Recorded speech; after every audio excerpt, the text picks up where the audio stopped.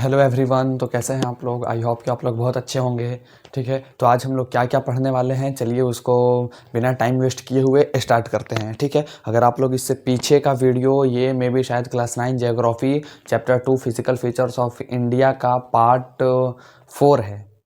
ठीक है, अगर आप लोगों ने इससे पहले का वीडियोस नहीं देखा, इससे पहले का 1 2 3 पार्ट नहीं देखा, या तो पहला चैप्टर नहीं देखे हैं, नहीं पढ़े हैं, तो उसका लिंक नीचे डिस्क्रिप्शन में दिया हुआ है, जाइए और जाकर पहले उसको पढ़िए। चलिए, तो आज हम लोग आज का जो टॉपिक है, आज का जो पढ़ाई है, उसको शुरू करते हैं। ठीक है, तो पिछले लेक्चर में हम लोग द नॉर्दर्न प्लेन जो टॉपिक था, इस चैप्टर का 2 टॉपिक हम लोग ख़त्म कर चुके हैं। ठीक है, first of all Himalayan mountains, ठीक है, दूसरा था नॉर्दर्न प्लेन, वो दोनों ख़त्म हो चुका है। और उसके बाद तीसरा जो है वो है द पेनिनसुलर प्लेट्यू। ठीक है, peninsular plateau, peninsular plateau India का जो ये वाला पार्ट होता है ना, इसको कहा जाता है। ठीक है, the peninsular plateau is a table land. Table land का मतलब कहने का है कि ये ऐसे इस तरीके से रहता है, टेबल की तरह, ना ऐसे माउंटेन की तरह, ना पूरा ऐसे ज़मीन की तरह। ठीक है, ना ज़्यादा ही उठा रहता है, ना ज़्यादा ही नीचे बैठा रहता है। ठीक है, ये बीच में टेबल लैंड की तरह रहता है। Table land composed of the old crystalline, crystalline का मतलब होता है चमकने वाला पत्थर, इग्नियस, इग्नियस का मतलब होता है magma lava, and metamorphic rocks. Metamorphic का मतलब होता है वैसा रॉक, वैसा पत्थर जिसका हीट या प्रेशर की वजह से शेप चेंज हो गया हो। ठीक है, उस रॉक को क्या कहते हैं? मेटामॉर्फिक रॉक्स कहते हैं। तो मेटामॉर्फिक रॉक, इग्नियस रॉक और क्रिस्टेलिन रॉक के, हाँ, क्रिस्टेलिन रॉक का मतलब होता है चमकदार पत्थर। ठीक है, जो लाइटनिंग वाला होता है ना, जो थोड़ा चमकता है, उसको कहा जाता है इग्नियस रॉक हो गया, जो लावा मैग्मा से बना होता है। और जो मेटामॉर्फिक रॉक हो गया, वो होता है जो हीट या प्रेशर की वजह से शेप चेंज हो गया है, उसको कहा जाता है मेटामॉर्फिक रॉक। ठीक है, तो ये तीनों रॉक से मिलकर ये पेनिनसुलर प्लेट्यू बना है, मतलब पेनिनसुलर प्लेट्यू रीजन में ये तीनों रॉक आपको मिलेगा। ठीक है, उसके बाद दूसरा पॉइंट है कि इट वाज फॉर्म्ड ड्यू। ठीक है, ये फॉर्म्ड हुआ है, बना है ड्यू, किसके रीजन से? ड्यू का मतलब कारण, किसके कारण? तो द ब्रेकिंग, ब्रेकिंग का मतलब टूटना, एंड ड्रिफ्टिंग, ड्रिफ्टिंग का मतलब होता है बहना।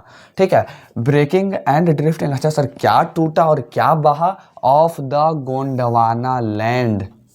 ठीक है, गोंडवाना लैंड बच्चों आज से 200-300 मिलियन ईयर्स अगो का ये एक कहिए तो कॉन्टिनेंट है। ठीक है, जब ये अफ्रीका कॉन्टिनेंट, एशिया कॉन्टिनेंट और ये सब कुछ नहीं था, तो 2 कॉन्टिनेंट था। ठीक है, पूरे वर्ल्ड में, एक गोंडवाना और एक मे बी लॉरसिया। ठीक है, तो गोंडवाना में इंडिया का ये पार्ट था। ठीक है, ऊपर वाला नॉर्दर्न पार्ट, ये जो ऐसे ऐसे रहता है, ऐसे ऐसे था, ये वाला पार्ट नहीं था। ठीक है, सिर्फ ये वाला, सॉरी फॉर दैट, ये वाला पार्ट था आपका लॉरेशिया में, लॉरेशिया ये में क्या कहते हैं, सॉरी फॉर दैट, कॉन्टिनेंट में। और जो ये वाला पार्ट है पेनिनसुलर पार्ट, ये था आपका गोंडवाना लैंड में। ठीक है, हम यहाँ पे पिक्चर पेस्ट कर देंगे गोंडवाना लैंड और लॉरेशिया लैंड कैसे किस तरीके से, और वहाँ से टूटने की वजह से, ठीक है, वो बच्चों किसी रीज़न से वो टूटा था, और टूट के बह कर जा करके वो जो लॉरेशिया में ये वाला जो पार्ट था, उसमें गोंडवाना से पेनिनसुलर प्लेट्यू आके यहाँ पे आके ऐसे मिल गया था, ऐसे लड़ गया था, तो ये पूरा इंडिया फॉर्म हो गया था।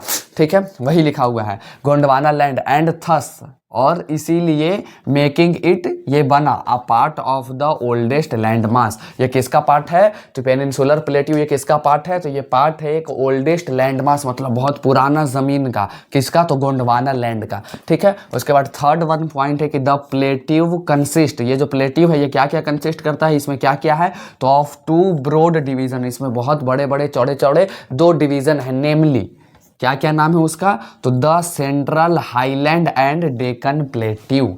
ठीक है, central highland and Deccan plateau, हम यहाँ पे पिक्चर पेस्ट कर देंगे कि सेंट्रल हाईलैंड क्या है और डेक्कन प्लेट्यू क्या है। ठीक है, अब देखिए, हम थोड़ा सा बस यहाँ पे समझा भी दे रहे हैं। ये आपका हो गया पेनिनसुलर प्लेट्यू, तो ये जो यहाँ पे पार्ट है ये है आपका सेंट्रल हाईलैंड, और ये वाला जो पार्ट है इस तरीके से ये है आपका डेक्कन प्लेट्यू। ठीक है, इसी तरीके से है, थोड़ा हम बस आपको समझा रहे हैं, यहाँ पे हम पिक्चर पेस्ट कर देंगे, देख लीजिएगा।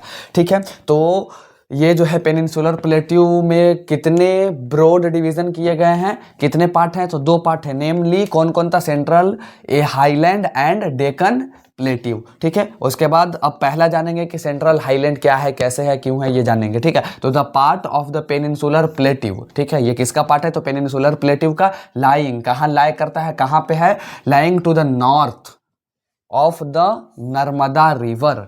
ठीक है, आप लोग देखिएगा, हम यहाँ पे ये भी पेस्ट कर देंगे कि नर्मदा रिवर कहाँ है। ठीक है, इमेज पेस्ट कर देंगे। नर्मदा रिवर है बच्चों आपका यहाँ पे।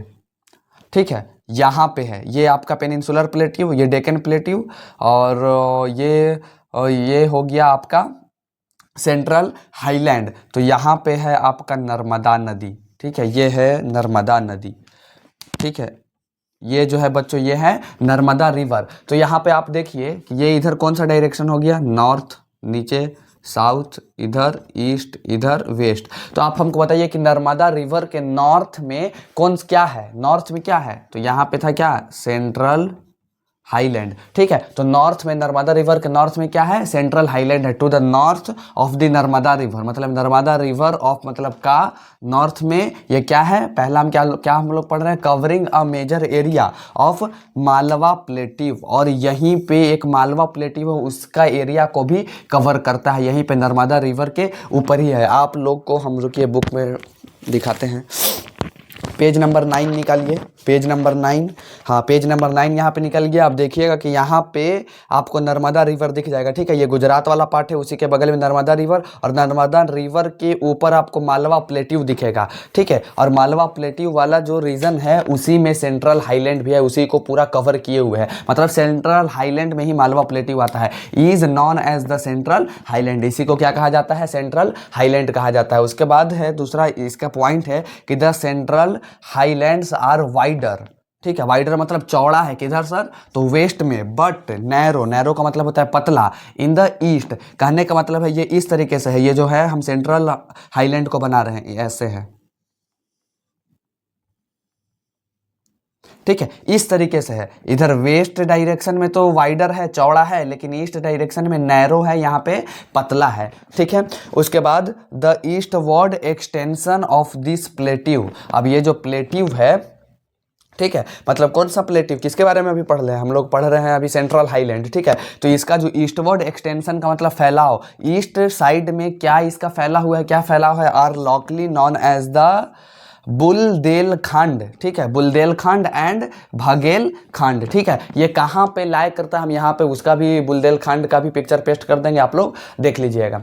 ठीक है, तो ये दोनों नॉर्थ ईस्ट में, sorry for that, east direction में ये दोनों बुलदेलखंड और बघेलखंड लाया करते हैं। उसके बाद द छोटा नागपुर। ठीक है, छोटा नागपुर प्लेट्यू आप यहाँ पे देख भी सकते हैं, इस पेज नंबर 9 में ही देखिएगा कि ट्रॉपिक ऑफ कैंसर 23.5 डिग्री से ये पास कर रहा है, वहीं पे छोटा नागपुर है, छोटा नागपुर प्लेट्यू है। ठीक है, तो वही है कि द छोटा Nagpur plateau marks the further east words extension. ठीक है, इसका जो ईस्ट वर्ड एक्सटेंशन मतलब कहने का है कि ईस्ट वर्ड एक्सटेंशन पे क्या है, तो छोटा नागपुर प्लेट्यू कौन सा प्लेट्यू है, तो छोटा नागपुर प्लेट्यू, और कौन सा नदी है, तो नर्मदा रिवर। ठीक है, तो कौन सा रिवर है, तो वो है बच्चों आप लोग का नर्मदा रिवर। कोई पूछेगा कि सेंट्रल हाईलैंड के ईस्ट में कौन सा रिवर है, तो नर्मदा सॉरी फॉर दैट, ये है दामोदर।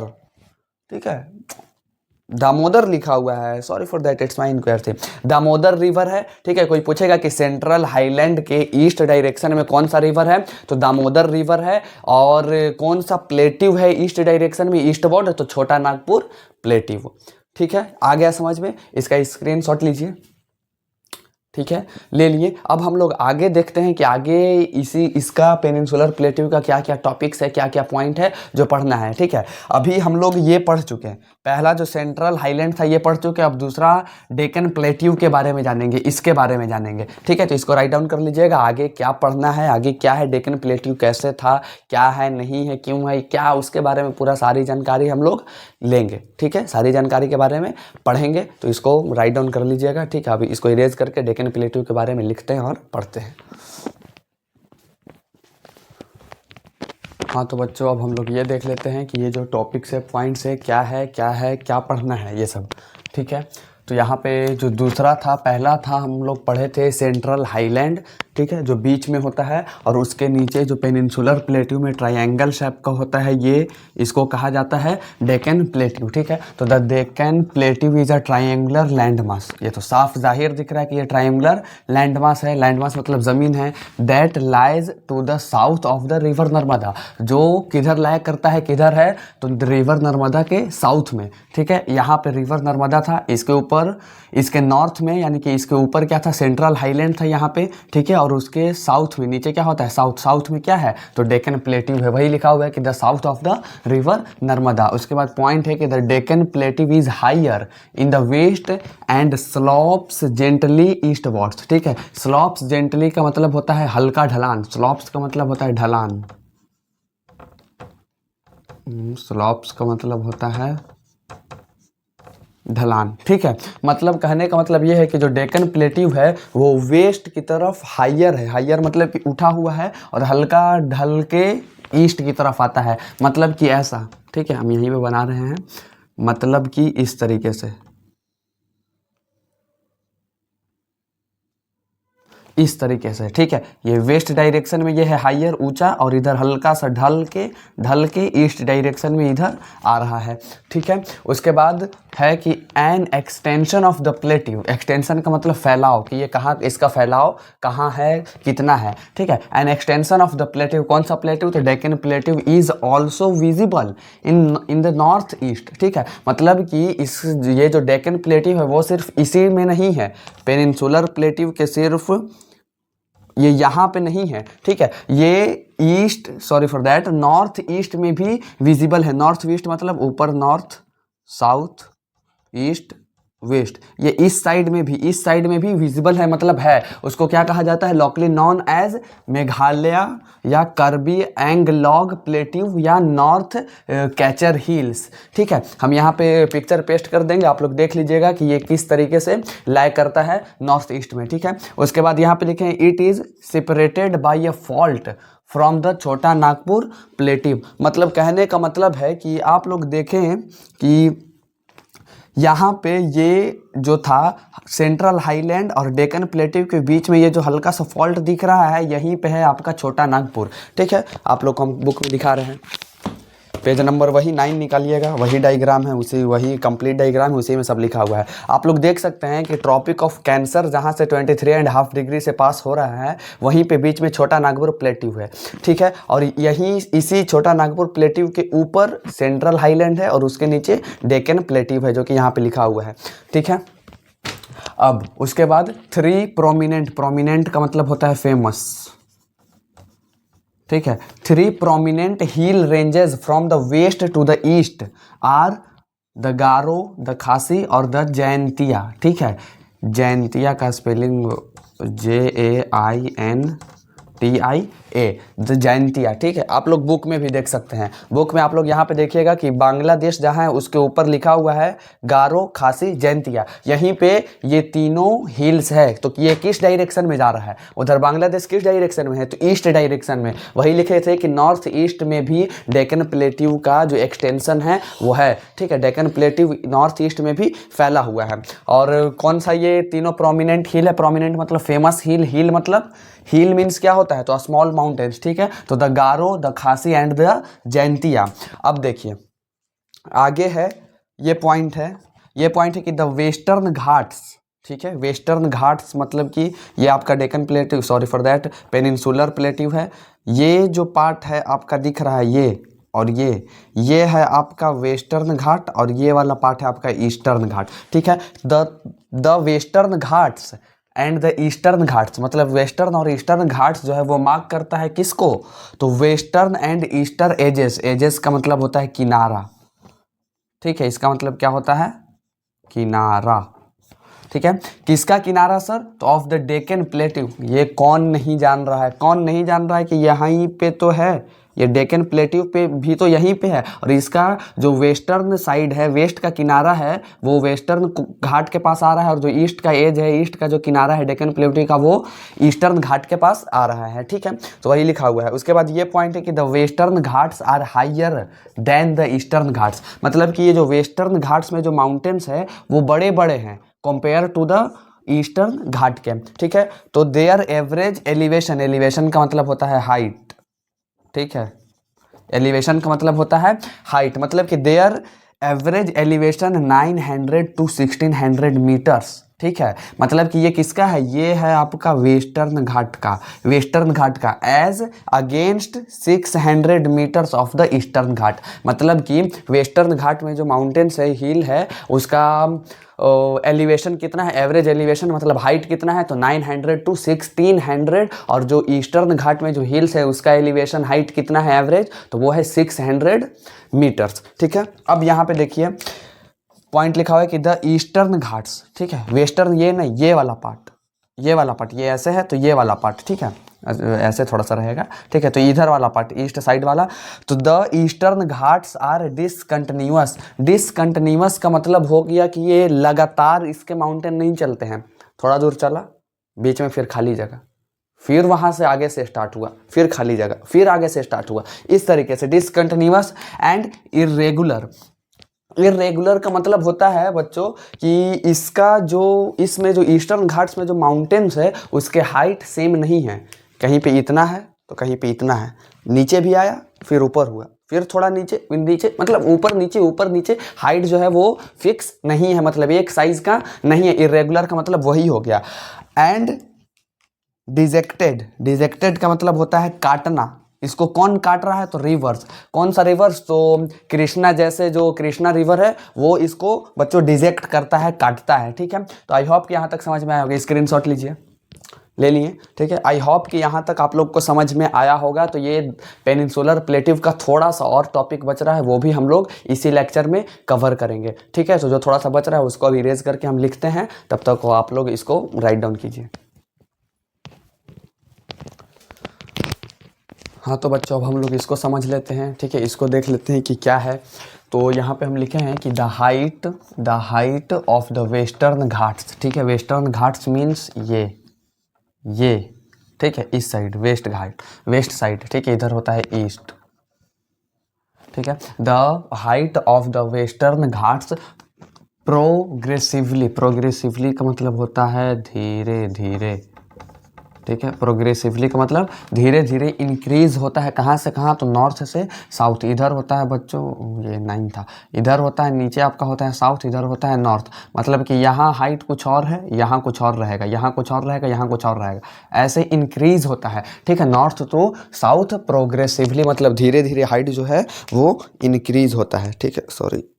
सॉरी हाँ, ठीक है। देखिएगा अब द हाइट्स पीक्स इंक्लूडेड अनाई मुडी, ठीक है, अनाई मुडी 2695 मीटर्स। मतलब कि यहाँ पे वेस्टर्न घाट का एक पीक है, एक हिल है, एक माउंटेन है अनाई मुडी, जिसका हाइट कितना है 2695 मीटर्स, और एक और है दोदा बेटा, ठीक है, दोदा बेटा जिसका है 2637 मीटर्स। ये दो बड़े बड़े हिल्स हैं, ठीक है, दो बड़े बड़े माउंटेन्स है, हिल्स हैं, किसके, कौन से घाट के, तो वेस्टर्न घाट्स के, ठीक है। अब सर वेस्टर्न घाट्स का तो दो बड़ा बड़ा हिल्स बता दिए, माउंटेन्स बता दिए, अब ईस्टर्न घाट्स का भी बताइए, ठीक है। तो ईस्टर्न घाट्स का है बच्चों आप लोग का यहाँ पे महेंद्रगिरी, ठीक है। महेंद्रगिरी इज अ हिल, ठीक है, इज अ माउंटेन जिसका हाइट कितना है 1501 metres, is the highest in the eastern Ghats. मतलब कि ईस्टर्न घाट्स का सबसे हाईएस्ट पीक जो है वो कितना है, वो है आपका महेंद्रगिरी, कितना है, तो 1501 किलोमीटर का, सॉरी फॉर दैट, किलोमीटर नहीं मीटर, ठीक है, मीटर्स में हाइट होता है, माउंटेन्स हिल्स का जो हाइट है वो मीटर्स में मेजर किया जाता है। उसके बाद ये पॉइंट है one of the distinct feature, distinct का मतलब होता है अलग, ठीक है, डिस्टिंक्ट का मतलब होता है अलग, मतलब कि एक अलग फीचर है किसका, तो पेनिनसुलर प्लेटिव का। मतलब पेनिनसुलर प्लेटिव का इतना सारा तो फीचर सर बता रहे हैं, डेक्कन प्लेटिव है, उसके बाद हम लोग पढ़ें कि दो पार्ट में डिवाइड किया गया है पेनिनसुलर प्लेटिव को। पहला था सेंट्रल हाईलैंड, ठीक है, जो नर्मदा रिवर के साउथ में था, दूसरा था नर्मदा रिवर के नॉर्थ में जो डेक्कन प्लेटिव। डेक्कन प्लेटिव में इतना सारा चीज़ था, इतना फीचर्स था, ठीक है, छोटा नागपुर था, ये था वो था, ठीक है। तो उसके बाद भी ये एक और फीचर है, क्या है, is the black soil area. ठीक है, पेनिनसुलर प्लेट्यू में एक ब्लैक सॉइल एरिया है जहाँ पे काली मिट्टी होती है और उस एरिया को क्या कहा जाता है? डेक्कन ट्रैप कहा जाता है। हम यहाँ पे पिक्चर पेस्ट कर देंगे ब्लैक सॉइल एरिया का, डेक्कन ट्रैप का, आप लोग देख लीजिएगा। ठीक है, अब उसके बाद ये पॉइंट है कि द अरावली हिल्स, ठीक है, इट इज़ अ हिल। अरावली क्या है? हिल है। Lies on the western and north western margins. Margins का मतलब भी होता है किनारा। ठीक है, अभी हम लोग ऊपर पढ़े थे थोड़ी देर पहले कि एजेस का मतलब भी किनारा होता है, मार्जिन्स का मतलब भी किनारा होता है। तो किनारे पर ऑफ द पेनिनसुलर प्लेट्यू, मतलब कि पेनिनसुलर प्लेट्यू के वेस्टर्न, नॉर्थ वेस्टर्न और वेस्टर्न साइड में कौन लाई करता है? अरावली हिल लाई करता है। जैसे कि ये है आपका, ये है पूरा आपका मान लीजिए पेनिनसुलर प्लेट्यू। ठीक है, अच्छा पेनिनसुलर किसको कहा जाता है? पेनिनसुला किसको कहा जाता है? ये मे भी हम लोग फर्स्ट चैप्टर में ही पढ़े थे। ठीक है, अगर आप लोग पढ़े हैं, याद है तो कमेंट करके बताइए कि पेनिनसुला का मतलब क्या होता है। ठीक है, अब देखिए इसका कहने का मतलब है कि पेनिनसुलर प्लेट्यू का नॉर्थ वेस्टर्न, नॉर्थ मतलब ऊपर, वेस्ट, वेस्ट हो जाएगा आपका इधर, ईस्ट हो जाएगा इधर, इधर हो जाएगा साउथ, मतलब नॉर्थ वेस्ट मतलब इस साइड में, यहाँ पे कहीं पे। ठीक है, ठीक है, यहाँ। उसके बाद कह रहा है वेस्टर्न, वेस्टर्न भी इसी साइड में आएगा, इस साइड में, यहाँ ये वाला पार्ट हो गया। नॉर्थ ऊपर की तरफ, ऊपर हल्का चलेंगे, और वेस्ट चलेंगे तो इस साइड चलेंगे। ठीक है, वहाँ पे क्या है बच्चों आप लोग का? अरावली हिल्स है। हम यहाँ पे पिक्चर पेस्ट कर देंगे, अरावली हिल्स कहाँ से कहाँ तक है आप लोग को समझ में आ जाएगा। ठीक है, Aravalli hills of the peninsular plateau. अब यहाँ पे लिखे हैं कि these are highly eroded. Eroded का मतलब होता है घिसा हुआ, एकदम घिसा पिटा हिल है। ठीक है, यहाँ के जो माउंटेन्स है एकदम अच्छे नहीं है, कहीं यहाँ उठा, यहाँ ये ऊपर नीचे, यहाँ पत्थर निकला हुआ है, यहाँ ये है, मतलब चल नहीं सकते हो। ठीक है, बड़ा सिस्टम खराब है यहाँ का। These are highly eroded hills are found as broken hills. ठीक है, और ये टूटा फूटा हिल्स होता है, टूटा फूटा माउंटेन होता है। दे एक्सटेंड्स मतलब जो फैला हुआ है फ्रॉम गुजरात टू दिल्ली। कहाँ से, कौन कौन सा स्टेट में अरावली हिल फैला हुआ है? गुजरात से दिल्ली में। In a south west to north east direction, मतलब साउथ वेस्ट, गुजरात के साउथ वेस्ट से दिल्ली के नॉर्थ ईस्ट डायरेक्शन तक ये फैला हुआ है। कौन? तो अरावली हिल्स। हम यहाँ पे पिक्चर पेस्ट कर देंगे, आप लोग देख लीजिएगा, समझ लीजिएगा। ठीक है, तो ये पूरा आप लोग का पेनिनसुलर प्लेट्यू तीसरा, इस चैप्टर का तीसरा टॉपिक हो गया आप लोग का खत्म। पहला था क्या? पहला क्या था? एक बार हल्का सा रिवाइज कर लिया जाए। पहला क्या था? पहला था हम लोग का हिमालयन माउंटेन। ठीक है, हिमालयन माउंटेन को 3 रीजन में डिवाइड किया गया था। सबसे ऊपर वाले को हिमाद्री, बीच वाले को हिमाचल, नीचे वाले को शिवालिक। और अब ये हिमालय के नीचे, शिवालिक के नीचे अगर कुछ है तो वो क्या है? नॉर्दर्न प्लेन, जो कि आप लोग का इस चैप्टर का सेकंड टॉपिक था, वो भी हम लोग पढ़ लिए। नॉर्दर्न प्लेन पढ़ते आए, कंकर वगैरह मिला। ठीक है, भांगर कंकर ये सब मिलते गया, और उसके बाद फिर क्या था? हमारा पेनिनसुलर प्लेट्यू आया, वो नीचे वाला ये ट्रायंगल शेप वाला पार्ट आया हमारे इंडिया का साउथ पार्ट आया। ठीक है, उसमें हम लोग ये सब पढ़े। उसमें क्या पढ़े कि पेनिनसुलर प्लेट्यू को 2 पार्ट में डिवाइड किया गया।